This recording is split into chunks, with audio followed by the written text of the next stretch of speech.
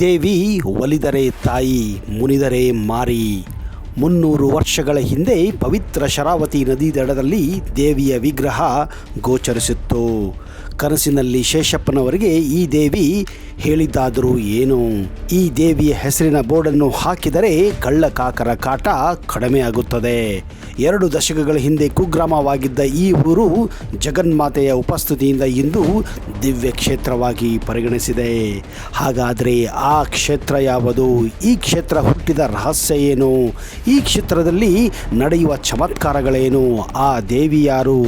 ಈ ಕ್ಷೇತ್ರ ಎಲ್ಲಿದೆ?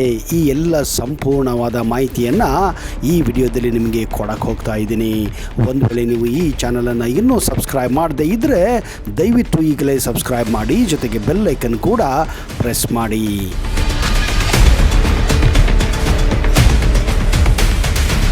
ನಮಸ್ಕಾರ ಸ್ನೇಹಿತರೆ, ಫೋಕಸ್ ಯೂಟ್ಯೂಬ್ ಕನ್ನಡ ಚಾನಲ್ಗೆ ಸ್ವಾಗತ, ಸುಸ್ವಾಗತ. ಅಪಾರ ಮಹಿಮೆ ಉಳ್ಳ ದೈವಿಕ ಶಕ್ತಿ ಪೀಠಗಳಲ್ಲಿ ಶ್ರೀ ಸಿಗಂದೂರು ಚೌಡೇಶ್ವರಿ ಅಮ್ಮನವರ ಕ್ಷೇತ್ರವೂ ಒಂದು. ಇಲ್ಲಿನ ದೇವಿಯ ದರ್ಶನವನ್ನು ಪಡೆಯಲು ದೇಶ ವಿದೇಶಗಳಿಂದ ಭಕ್ತರು ಬರುತ್ತಾರೆ. ಶ್ರೀ ಸಿಗಂದೂರು ಚೌಡೇಶ್ವರಿ ದೇವಾಲಯವು ಕರ್ನಾಟಕ ರಾಜ್ಯದ ಶಿವಮೊಗ್ಗ ಜಿಲ್ಲೆಯ ಸಾಗರ ತಾಲೂಕಿನ ಕಸವಳ್ಳಿಯಲ್ಲಿದೆ. 300 ವರ್ಷಗಳ ಹಿಂದೆ ಪವಿತ್ರ ಶರಾವತಿ ನದಿಯ ದಡದಲ್ಲಿ ದೇವಿಯ ವಿಗ್ರಹ ಕಂಡುಬಂದಿದೆ ಎಂದು ನಂಬಲಾಗಿದೆ. ಇನ್ನೊಂದು ಕುತೂಹಲಕಾರಿ ಸಂಗತಿ ಏನೆಂದರೆ, ಈ ದೇವಾಲಯವು ವರ್ಷವಿಡೀ ಭಕ್ತರಿಂದ ತುಂಬಿರುತ್ತದೆ. ಅದು ಮಳೆಗಾಲವೇ ಆಗಲಿ, ಬೇಸಿಗೆ ಆಗಲಿ, ಚಳಿಗಾಲವೇ ಆಗಲಿ, ಇಲ್ಲಿ ಭಕ್ತರ ಸಂಖ್ಯೆ ಹೆಚ್ಚುತ್ತಾನೆ ಇರುತ್ತದೆ. ಶ್ರೀ ಕ್ಷೇತ್ರ ಸಿಗಂದೂರು ಚೌಡೇಶ್ವರಿಯು ಇಲ್ಲಿ ನೆಲೆಸಿ ಸಾವಿರಾರು ಭಕ್ತರನ್ನು ಅನುಗ್ರಹಿಸಿದ ಇತಿಹಾಸದ ಕತೆ ಅಭೂತಪೂರ್ವವಾಗಿದೆ. 18ನೇ ಶತಮಾನದಲ್ಲಿ ಸಾಗರ ತಾಲೂಕಿನ ಮತ್ತು ಶಿವಮೊಗ್ಗ ಜಿಲ್ಲೆಯ ಕರೂರು ಗ್ರಾಮ ಪಂಚಾಯಿತಿಯಲ್ಲಿ ಮಡೆನೂರು ಎಂಬ ಗ್ರಾಮವಿತ್ತು. ಸುಮಾರು 100ರಿಂದ 120 ಕುಟುಂಬಗಳು ಕೃಷಿಯನ್ನು ತಮ್ಮ ಮುಖ್ಯ ಕಸುಬನ್ನಾಗಿ ಮಾಡಿಕೊಂಡು ಹಾಗೂ ಕೆಲವು ಬಾರಿ ಬೇಟೆಯಾಡುವ ಮೂಲಕ ತಮ್ಮ ಜೀವನವನ್ನು ಇಲ್ಲಿ ಸಾಗಿಸುತ್ತಿದ್ದರು. ಈ ಗ್ರಾಮದಲ್ಲಿ ಶ್ರೀ ಶೇಷಪ್ಪ ನಾಯಕ್ ಎಂಬುವರ ಕುಟುಂಬ ಸಹ ವಾಸವಾಗಿತ್ತು. ಅವರು ಈ ದೇವಿ ಭೂಮಿಗೆ ಬರಲು ಮತ್ತು ಸಾವಿರಾರು ಭಕ್ತರನ್ನು ಆಶೀರ್ವದಿಸಲು ನಿಜವಾದ ಕಾರಣಕರ್ತರು. ಅವರು ಈ ಸ್ಥಳದಲ್ಲಿ ವರ್ಷಗಳಿಂದ ಚೌಡಿಯನ್ನು ಪೂಜಿಸಿಕೊಂಡು ಬರುತ್ತಿದ್ದರು. ಒಂದು ದಿನ ಶೇಷಪ್ಪನವರು ಸಿಗಂದೂರು ಬಳಿ ಇರುವ ಕಾಡಿಗೆ ಹೋಗಲು ನಿರ್ಧರಿಸುತ್ತಾರೆ ಹಾಗೂ ಒಂಟಿಯಾಗಿ ಕಾಡಿಗೆ ಹೋಗಲು ಹೊರಟು ಹೋಗುತ್ತಾರೆ. ಬೇಟೆಯಾಡುತ್ತಾ ಕಾಡಿನ ದಾರಿಯಲ್ಲಿ ಮುಂದೆ ಸಾಗುತ್ತಿದ್ದಂತೆಯೇ ಅವರು ತಾವು ನಡೆದು ಬಂದ ಮಾರ್ಗವನ್ನು ಮರೆತಿಯೇ ಬಿಡುತ್ತಾರೆ. ಸೂರ್ಯಾಸ್ತದ ನಂತರ ಕತ್ತಲಾಗುತ್ತಿದ್ದಂತೆಯೇ ಭಯಭೀತರಾದಂತಹ ಶೇಷಪ್ಪನವರು ಇದ್ದಕ್ಕಿದ್ದ ಹಾಗೆ ಪ್ರಖರವಾದ ಬೆಳಕನ್ನು ನೋಡಿ ಗಾಬರಿಯಾಗುತ್ತಾರೆ. ಆಗ ಶೇಷಪ್ಪನವರು ಕಾಪಾಡು ಚೌಡಮ್ಮ, ಕಾಪಾಡು ಚೌಡಮ್ಮ ಎಂದು ಚೌಡಮ್ಮ ತಾಯಿಯನ್ನು ಕೂಗುತ್ತಾರೆ ಮತ್ತು ಪ್ರಜ್ಞೆ ಕಳೆದುಕೊಂಡು ಅಲ್ಲಿಯೇ ಬಿದ್ದು ಬಿಡುತ್ತಾರೆ. ಸ್ವಲ್ಪ ಸಮಯದ ನಂತರ ಅವರು ಎಚ್ಚರಗೊಂಡಾಗ ಮುಸುಕಾದ ಕಣ್ಣುಗಳಿಂದ ಕೆಲವು ಹೊಳೆಯುವ ಕಲ್ಲುಗಳನ್ನು ಅವರು ನೋಡುತ್ತಾರೆ ಮತ್ತು ಮಧುರವಾದ ತಾಯಿಯಂತಹ ಪ್ರತಿಧ್ವನಿಯೊಂದು ಕೇಳಿಸುತ್ತದೆ. ಚಿಂತಿಸಬೇಡ ಮಗು, ನಾನು ಜಗತ್ತನ್ನು ಆಶೀರ್ವಾದಿಸಲು ಇಲ್ಲಿಯೇ ಇರುತ್ತೇನೆ. ನನಗಾಗಿ ಇಲ್ಲಿ ಒಂದು ದೇವಾಲಯವನ್ನು ನಿರ್ಮಿಸಿ ನನ್ನನ್ನು ಚೌಡಮ್ಮ ಅಥವಾ ಚೌಡೇಶ್ವರಿ ಎಂದು ಪೂಜಿಸಿ ಎಂದು ಹೇಳುತ್ತಾಳೆ. ಈ ಸ್ಥಳದಲ್ಲಿ ನನ್ನನ್ನು ಪ್ರಾರ್ಥಿಸಲು ಬರುವ ಎಲ್ಲ ಭಕ್ತರನ್ನು ನಾನು ಆಶೀರ್ವದಿಸುತ್ತೇನೆ ಎಂದು ಆ ಧ್ವನಿಯು ಹೇಳುತ್ತದೆ.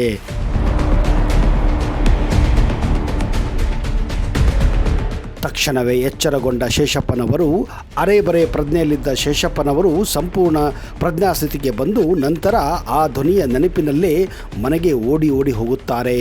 ಆ ಯೋಚನೆಯಲ್ಲಿಯೇ ಅವರು ಆ ರಾತ್ರಿ ಮಲಗುತ್ತಾರೆ. ಮರುದಿನ ಬೆಳಿಗ್ಗೆ ಅವರು ನಿನ್ನೆ ಏನಾಯಿತು ಎಂಬುದನ್ನು ನೆನಪಿಸಿಕೊಳ್ಳಲು ಪ್ರಯತ್ನಿಸುತ್ತಾರೆ ಮತ್ತು ಬೇಗನೆ ಸ್ನಾನ ಮಾಡಿ ಪೂಜೆಯನ್ನು ಮುಗಿಸಿ ಮತ್ತೊಮ್ಮೆ ಸಿಗಂದೂರು ಎತ್ತ ಪ್ರಯಾಣ ಬೆಳೆಸುತ್ತಾರೆ. ಅಲ್ಲಿ ಆದಿಶಕ್ತಿಯು ಹೊಳೆಯುವ ಕಲ್ಲಿನ ರೂಪದಲ್ಲಿ ಇರುವುದನ್ನು ಕಂಡು ಆಶ್ಚರ್ಯಚಕಿತರಾಗುತ್ತಾರೆ. ಆ ದಿನದಿಂದ ಶ್ರೀ ಶೇಷಪ್ಪನವರ ದಿನಚರಿಯೇ ಬದಲಾಗಿ ಹೋಯಿತು ನೋಡಿ. ಸಾಯಿ ಎಲ್ಲ ನಿಯಮಿತ ಕೆಲಸವನ್ನು ಮಾಡುತ್ತಾ ಬರುತ್ತಾರೆ. ಪ್ರತಿದಿನ ಪೂಜೆಯನ್ನು ಬ್ರಾಹ್ಮಣ ಪೂಜಾರಿಯಿಂದ ಮಾಡಿಸಿದರೆ ಮಂಗಳಕರವೆಂಬ ಭಾವನೆ ಅವರಲ್ಲಿ ಮೂಡುತ್ತದೆ. ಪುರೋಹಿತ ವರ್ಗದಿಂದ ಇಲ್ಲಿ ಪೂಜೆ ಪುನಸ್ಕಾರ ಮಾಡಿದರೆ ವೇದ ಪುರಾಣಗಳ ಪಠಣದಿಂದ ಭಕ್ತಿ ಶಕ್ತಿ ಎಲ್ಲವೂ ಹೆಚ್ಚಾಗುತ್ತದೆ ಎಂದು ಅವರು ನಂಬುತ್ತಾರೆ. ಆದ್ದರಿಂದ ಅವರು ಗ್ರಾಮ ಪಂಚಾಯಿತಿಗೆ ಭೇಟಿ ನೀಡಿ ನಡೆದ ಸಂಪೂರ್ಣ ಕಥೆಯನ್ನು ವಿವರಿಸುತ್ತಾರೆ ಮತ್ತು ಪ್ರತಿನಿತ್ಯ ಪೂಜೆ ಮಾಡಲು ಒಬ್ಬ ಬ್ರಾಹ್ಮಣನನ್ನು ನಾಮನಿರ್ದೇಶನ ಮಾಡಬೇಕೆಂದು ಕೂಡ ಕೇಳಿಕೊಳ್ಳುತ್ತಾರೆ. ಆದರೆ ಅವರು ಶ್ರೀದೇವಿಗೆ ಯಾವುದೇ ಜಾತಿ ಅಥವಾ ಧರ್ಮವಿಲ್ಲ, ಆದ್ದರಿಂದ ನೀವೇ ಪೂಜೆಯನ್ನು ಮುಂದುವರಿಸುವ ಸರಿಯಾದ ವ್ಯಕ್ತಿ, ಆದ್ದರಿಂದ ನೀವು ಯಾವ ರೀತಿಯ ಪೂಜೆಯನ್ನು ಮಾಡುತ್ತಿದ್ದೀರಾ ಅದನ್ನೇ ಮುಂದುವರಿಸಿ ಎಂದು ಹೇಳುತ್ತಾರೆ. ಆದರೂ ತಾವು ಪೂಜೆ ಮಾಡುವುದು ಸರಿಯಿಲ್ಲ ಎಂದು ಮತ್ತೆ ಮತ್ತೆ ಶೇಷಪ್ಪನವರಿಗೆ ಕಾಡತೊಡಗುತ್ತದೆ. ಅವರು ಬ್ರಾಹ್ಮಣ ಪೂಜಾರಿಗಾಗಿ ಪದೇ ಪದೇ ಒತ್ತಾಯಿಸಿದ ನಂತರ ಪಂಚಾಯಿತಿಯವರು ಕೊನೆಗೆ ಬ್ರಾಹ್ಮಣ ಪೂಜೆಗೆ ಸಮ್ಮತಿಯನ್ನು ನೀಡುತ್ತಾರೆ. ಅವರೆಲ್ಲರೂ ಸೇರಿ ಈ ದೇವಾಲಯವನ್ನು ಕೂಡ ನಿರ್ಮಿಸಿ ಪ್ರತಿನಿತ್ಯ ಪೂಜೆಯನ್ನು ನೆರವೇರಿಸಿಕೊಂಡು ಬರುತ್ತಾರೆ. ಇದರಿಂದ ಪ್ರಸನ್ನಗೊಂಡ ಚೌಡೇಶ್ವರಿ ಅವರ ಎಲ್ಲ ದುಃಖ ಮತ್ತು ವಿವಾದಗಳನ್ನು ಪರಿಹರಿಸಿ ಈ ಊರಿನಲ್ಲಿ ಸಂತೋಷ ಸೌಭಾಗ್ಯ ಮನೆ ಮಾಡುವಂತೆ ಮಾಡುತ್ತಾಳೆ. ಇದೇ ಕಾರಣ ಈ ದೇವಿಯ ಹೆಸರನ್ನು ಕೇಳಿದರೆ ಸಾಕು ಕಳ್ಳಕಾಕರು ಹೆದರುತ್ತಾರೆ. ಮೋಸ ಮಾಡಿದವರು ಈ ದೇವಸ್ಥಾನಕ್ಕೆ ಬರುವುದೇ ಇಲ್ಲ, ದೂರದಿಂದಲೇ ನಮಸ್ಕಾರವನ್ನು ಮಾಡುತ್ತಾರೆ.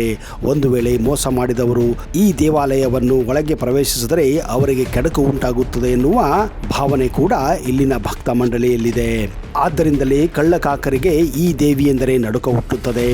ಆರಂಭದಲ್ಲಿ ಇದು ಕಾಡಿನ ಮಧ್ಯದಲ್ಲಿ ಒಂದು ಸಣ್ಣ ದೇವಾಲಯವಿತ್ತು ಮತ್ತು ಶಾಸ್ತ್ರದ ಪ್ರಕಾರ ಶ್ರೀ ಚೌಡೇಶ್ವರಿಯನ್ನು ಇಲ್ಲಿ ಪೂಜಿಸುತ್ತಿದ್ದರು. ಅಂದ ಹಾಗೆ ಸಿಗಂದೂರನ್ನು ತಲುಪಲು 2.5 ಕಿಲೋಮೀಟರ್ ಉದ್ದದ ನೀರನ್ನು ದಾಟಲು ಸಣ್ಣ ದೋಣಿಗಳನ್ನು ಮೊದಲು ಬಳಸುತ್ತಿದ್ದರು. ಆದರೂ ಕೂಡ ಆಗಿನಿಂದ ಈಗಲೂ ಲಕ್ಷಾಂತರ ಜನರು ಇಲ್ಲಿ ಬರುತ್ತಾರೆ.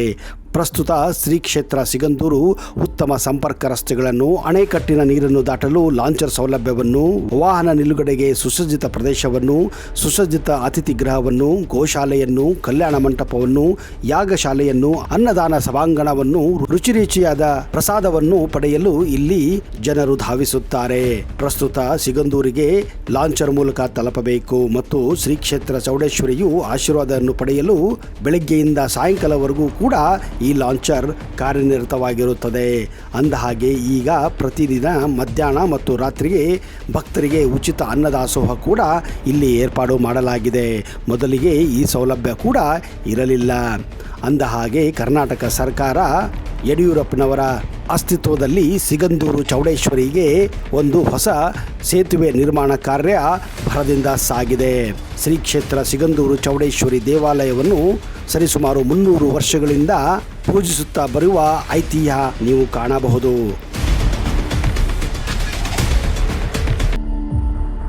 ಅಂದ ಹಾಗೆ ಶ್ರೀ ಕ್ಷೇತ್ರ ಸಿಗಂದೂರು ತಾಲೂಕು ಕೇಂದ್ರವಾದಂತಹ ಸಾಗರದಿಂದ ಸುಮಾರು 40 ಕಿಲೋಮೀಟರ್ ದೂರದಲ್ಲಿದ್ದರೆ, ಶಿವಮೊಗ್ಗದಿಂದ 103 ಕಿಲೋಮೀಟರ್ ದೂರದಲ್ಲಿದೆ.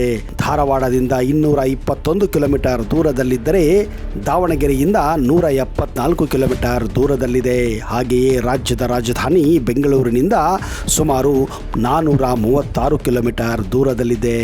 ಸ್ನೇಹಿತರೆ, ಒಂದು ವೇಳೆ ನಿಮ್ಮ ಮನೆಯಲ್ಲಿ ಕಳ್ಳತನ, ಮೋಸ, ವಂಚನೆ ಆಗಿದ್ದರೆ ಈ ದೇವಾಲಯಕ್ಕೆ ತಪ್ಪದೆ ಭೇಟಿ ಕೊಡಿ.